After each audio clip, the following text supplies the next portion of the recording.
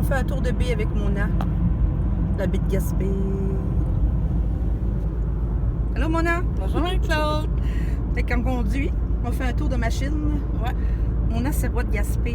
Écoute, cette année, c'est le 10e anniversaire du Relais pour la vie de la Côte de Gaspé. C'est une année importante. Oui. Puis, j'aimerais ça que tu nous racontes un peu pourquoi ce 10e anniversaire est important pour toi. Bien, le 10e anniversaire j'ai dépassé le 10e anniversaire de l'annonce de mon diagnostic d'un cancer du sein. Et en mois de 2017, juillet 2017, ça sera le 10e anniversaire de la fin de mes traitements. Ah, c'est bon ça. Donc, pour moi, ça a une signification.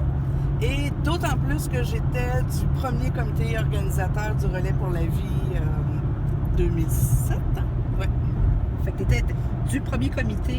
Comment ça s'est passé, ce premier comité-là? Ça s'est passé que j'avais mes traitements, puis je voyais Dr. Karine Gall régulièrement, puis elle m'avait parlé, je lui disais, j'avais envie de faire quelque chose, puis pour la cause.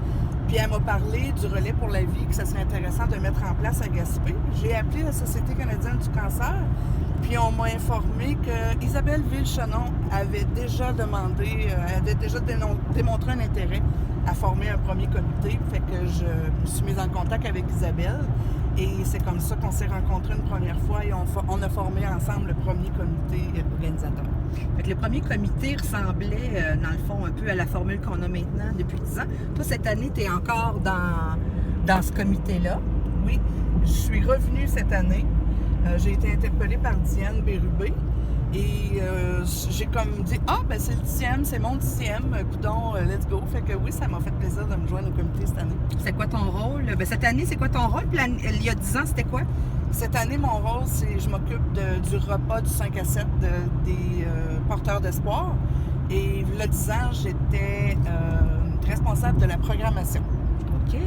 Programmation, c'est-à-dire la musique et tout ça? C'est ça. La musique, la cérémonie des luminaires,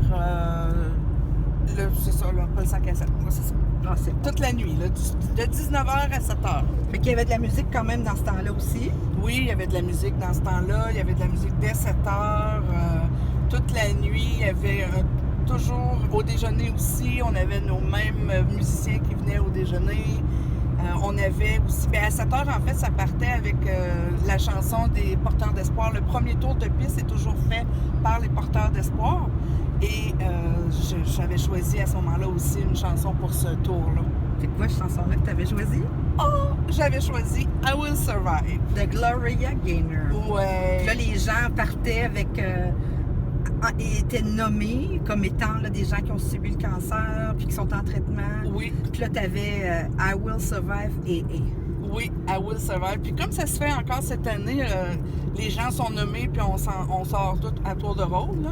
Je pourrais pas dire que c'est encore des chansons choisies pour ce moment-là. Mais moi, cette année-là, la première année, j'ai choisi I Will Survive parce que... Tu l'as-tu dans ton auto? J'avais toute confiance que je... Oui, bien sûr que je l'ai. On va fouiller pour ça. On va fouiller pour ça. Attends, tu conduis, t'as pas le droit de texter au volant. Là. Non, je sais, je texte pas. Attends, je vais fouiller.